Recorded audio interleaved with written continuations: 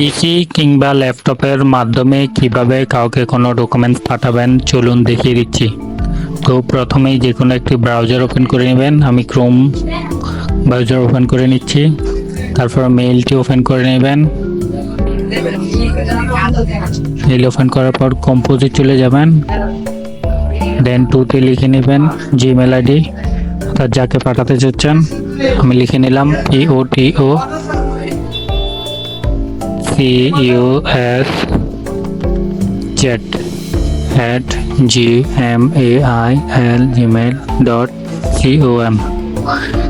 photocos@gmail.com আমি এই আইডিতে পাঠাতে চাচ্ছি। তারপর সাবজেক্ট লিখে নেবেন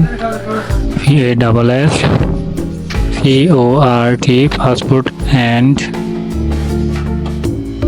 PHOTO photo passport and photo. Then আমরা ফাইলগুলো অ্যাটাচ করে নেব। ফাইলগুলো সিলেক্ট করুন, পাসপোর্ট অ্যান্ড ফটো।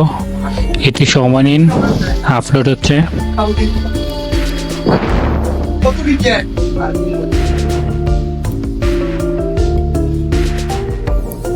ওকে, আবার সেন্ড করব। সেন্ড করে দিলাম। আমাদের মেইল অলরেডি চলে গিয়েছে। এবার আমরা চেক করে নেব সেন্ডে গিয়ে। ওকে, আমাদের মেইল সাকসেস হয়েছে।